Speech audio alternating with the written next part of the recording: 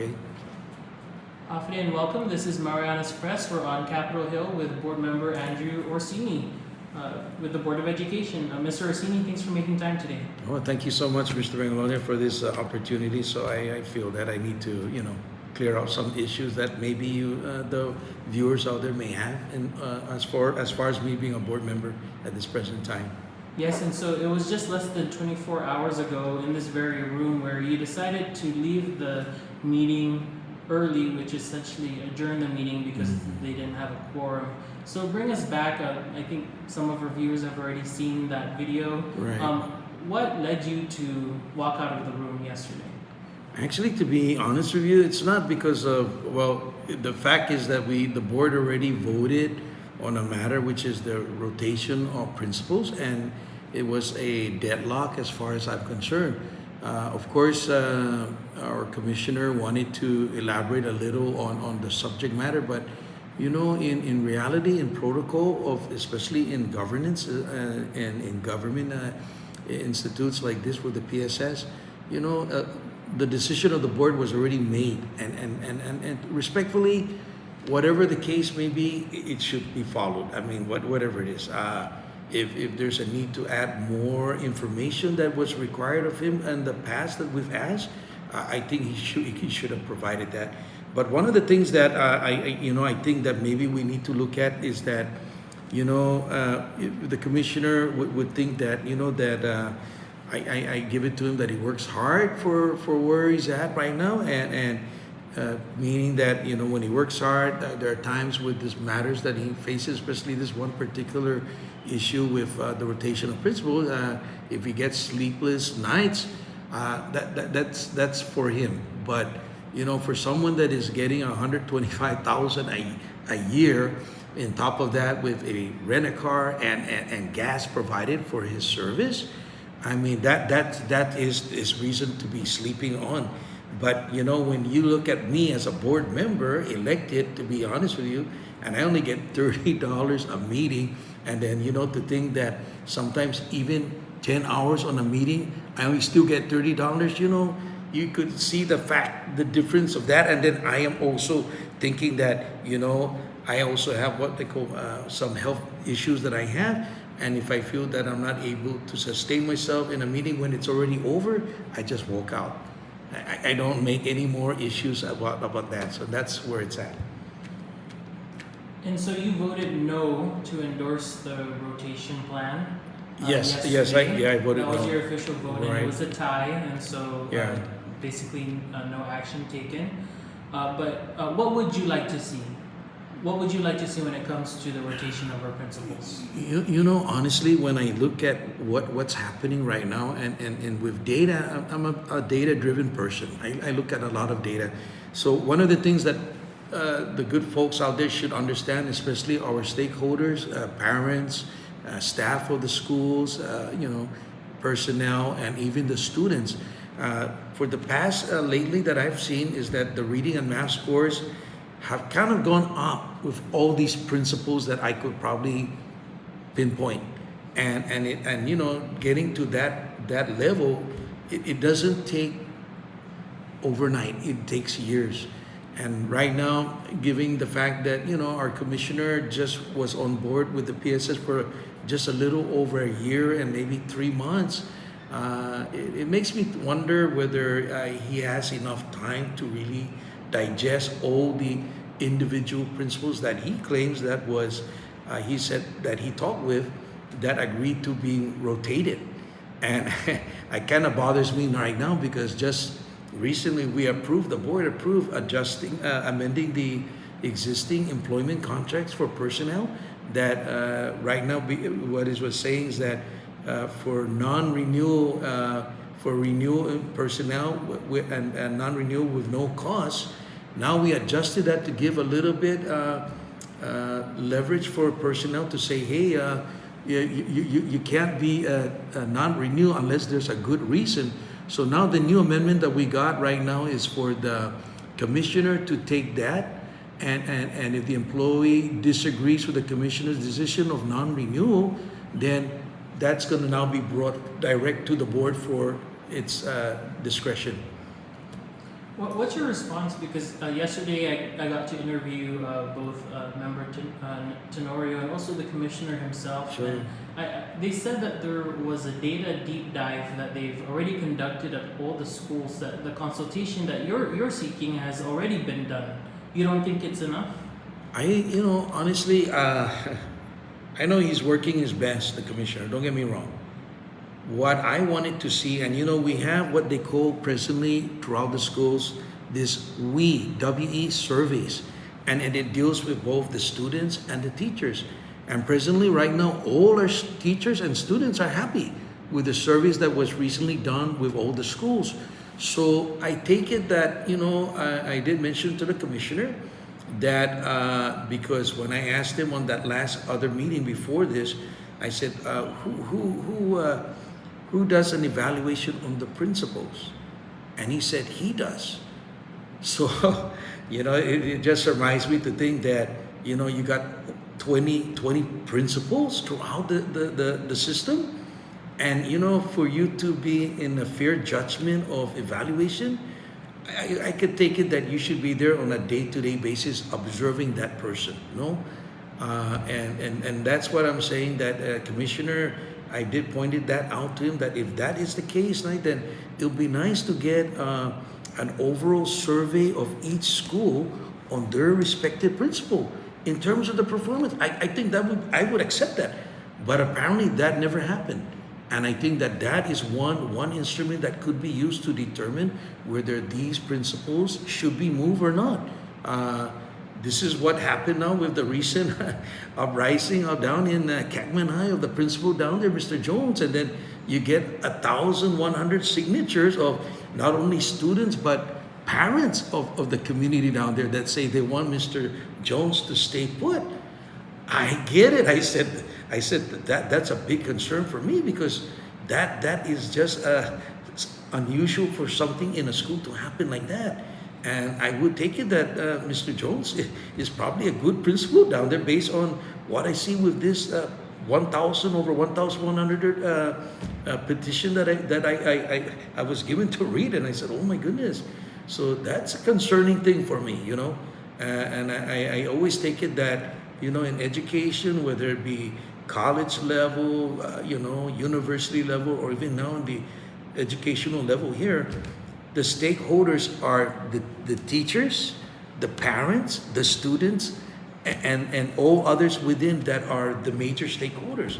Not per se just the principal and the commissioner, because that's just a very minute portion of this. But the whole thing that I could see right now is to give all these individuals or these parties, the groups, a chance to voice their concern. And that's a concern that was brought before us to the board because of that thing that started.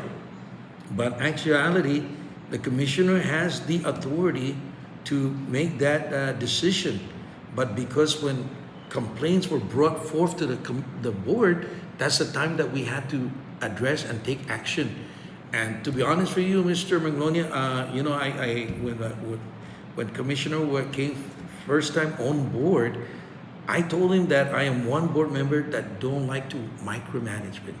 I take deep trust and respect in his leadership, but the only time I would come in to not say micromanage, but to address an issue and matter that is of concern to me, that's when I come in order to try to rectify the situation, to kind of appease all parties that are involved, students, parents, and staff that are in the schools. So that's where I'm coming from. And Mr. Orsini, we were actually live when you walked out. We didn't know what was going to happen. We just happened to be live streaming it at the time, and there were some comments on the video about modeling behavior for students. Okay. Can you just, I want to respectfully ask you, do you want to respond to the comments who are saying that the behavior you exhibited was not model behavior for students to see and watch their leaders? They always say that you lead by example, no?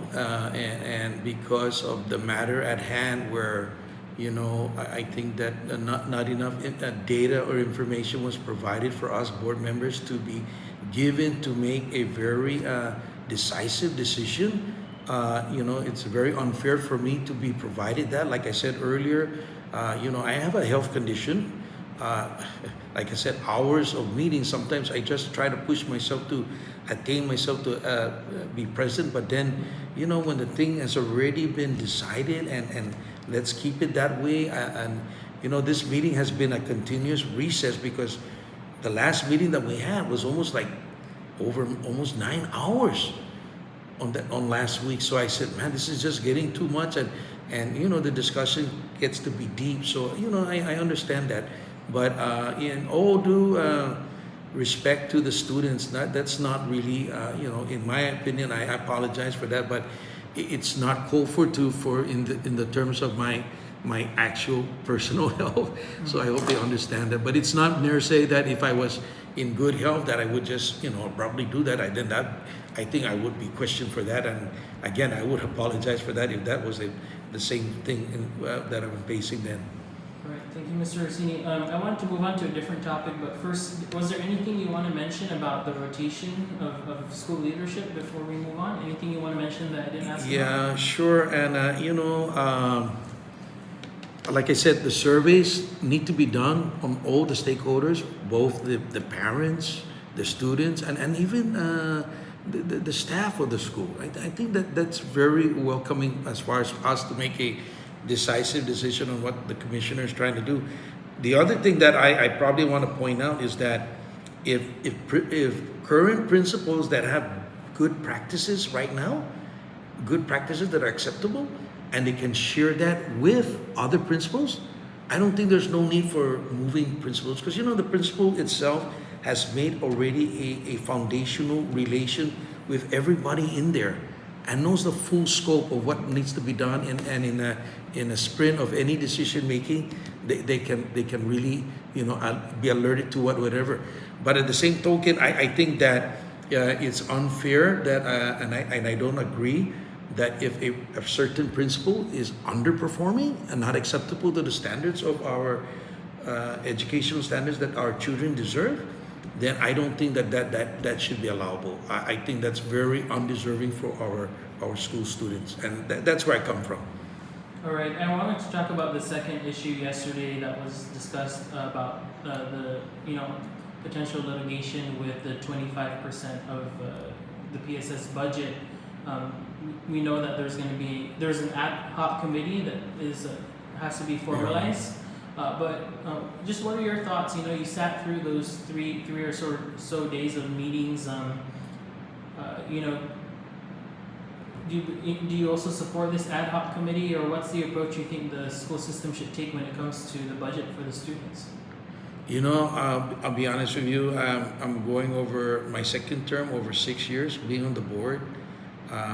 Back in, I believe, the late 2019, when I voted with 2 other board members to move forward for this injunction against the former governor. And at that time, I took it well, honestly, that at that time, the government was not in austerity. There was no economic downfall at that period. And I took sworn to uphold the laws of the Commonwealth and to fulfill my duty as a board member in making sure that our students are provided the best quality education that they deserve. However, in this new administration, and because of the fact that now we're really, when the new administration came in, there was austerity. And then, of course, the downturn of our economy. So I think right now, and I share that with my colleagues in the board, that this is not the time to think about taking people or the governor, for this matter, to court to question about the 25% that is due. You need to think that whatever our government collects based on the collection per year for its budget, and the law says that 25% is due for the CNMI PSS, that is understandable.